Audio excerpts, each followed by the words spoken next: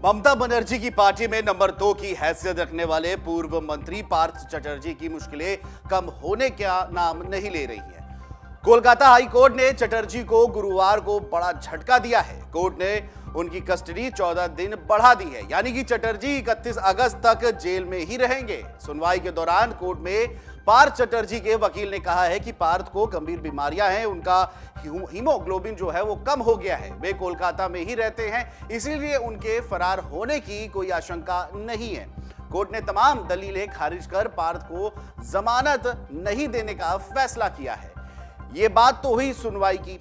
अब बात कर लेते हैं कि पार्थ के 50 करोड़ और 5 किलो सोना और बाकी पैसों का क्या हुआ है। सबसे पहले जान लेते हैं कि ईडी ने कोर्ट में क्या क्या दलीलें पेश की थी। कोर्ट में ईडी ने यह बताया कि केस दर्ज होने के बाद पार्थ चटर्जी और अर्पिता मुखर्जी दोनों के घरों पर छापे मारे गए। पता चला कि अर्पिता के नाम से कई अचल संपत्तियां हैं। पहले दिन 23 जुलाई को उनके फ्लैट से 21 करोड़ 90 लाख रुपए मिले थे। दोनों से पूछताछ के बाद 27 जुलाई को दोबारा छापा मारा गया और इस दौरान अर्पिता मुखर्जी के बेलघरिया वाले फ्लैट से तकरीबन 27 करोड़ 90 लाख रुपए बरामद किए गए थे। इसी फ्लैट से लगभग 5 करोड़ का सोना भी बरामद हुआ है। ये बिस्किट और गहनों में था और यहां मिले हर जो भी कंगन का वजन जो है वो 500 ग्राम तक है। इसके अलावा सोने के पैन भी मिले। दोनों से पूछताछ के बाद 27 जुलाई को दोबारा छापा मारा गया और इस बार अर्पिता मुखर्जी के बेलघरिया वाले फ्लैट से तकरीबन 27 करोड़ 90 लाख रुपए मिले। इसी फ्लैट से आपको बता दें 5 करोड़ का सोना बरामद हुआ था। ये बिस्किट और गहनों में था और यहां मिले हर कंगन का वजन 500 ग्राम तक है। इसी के अलावा सोने के पेन भी मिले। अर्पिता के नाम से 31 इंश्योरेंस पॉलिसी मिली है। इन्हीं की जो नॉमिनी में पार्थ चटर्जी का नाम है।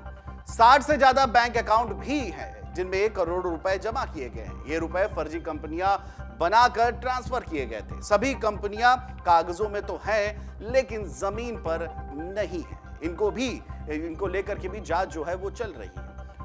पार्थ और अर्पिता के नाम से एक पार्टनरशिप डीड है जो 1 नवंबर 2012 की है। ईडी जांच कर रही है कि क्या ट्रस्ट के जरिए भी कोई बड़ा घपला किया गया है। ईडी का कहना है कि पार्थ चटर्जी प्रभावशाली व्यक्ति हैं, विधायक हैं, वे गवाहों और सबूतों को प्रभावित भी कर सकते हैं, इसलिए उन्हें जमानत नहीं दी जानी चाहिए। बता दें कि 70 साल के पार्थ चटर्जी को 23 जुलाई को गिरफ्तार किया गया था। वे बीते 27 दिन से हिरासत में हैं। जांच एजेंसी ने यह कहा है कि पार्थ के कस्टडी में रहते हुए ही करोड़ों रुपए सोना, jewellery, property, bank account recover और सीज किए गए हैं। अभी उन्हें जमानत देने की कोई भी वजह नहीं बनती है। ईडी के वकील फिरोज इल्डूजी ने और अनामिका पांडे ने यह बताया कि दलीलें सुनने के बाद कोर्ट ने 31 अगस्त तक पार्थ और अर्पिता को कस्टडी दे दी है।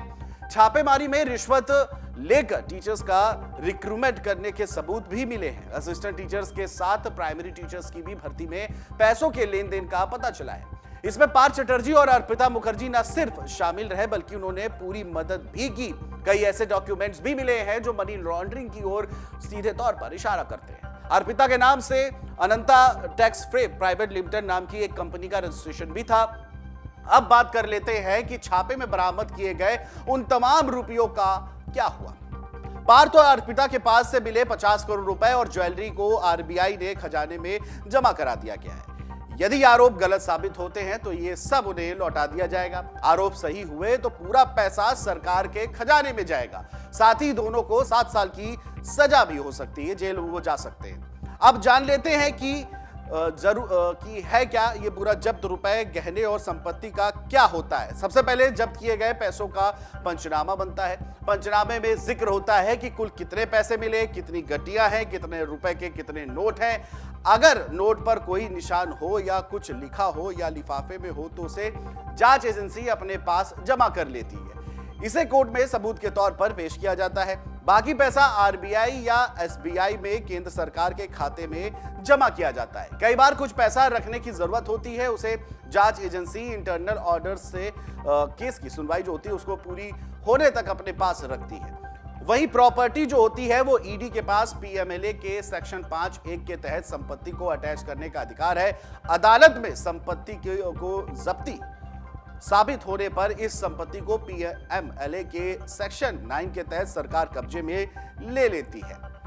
विराग गुप्ता के मुताबिक जब ईडी किसी की प्रॉपर्टी अटैच करती है तो उस पर बोर्ड लगाया जाता है कि इस संपत्ति की खरीद, बिक्री या इस्तेमाल नहीं हो सकता।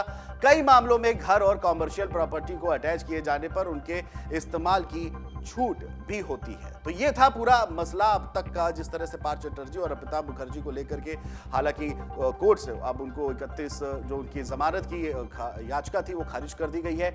31 अगस्त तक उन्हें अभी जेल में रहना पड़ेगा और इसको लेकर के ईडी ने भी अपनी दलीलें पेश की हैं। देखना यह होगा कि 31 अगस्त के बाद क्या कुछ फैसला आता है इस पूरे प्रकरण को लेकर के। डाउनलोड करें अमर उजाला ऐप और पाएं खबरें लगातार।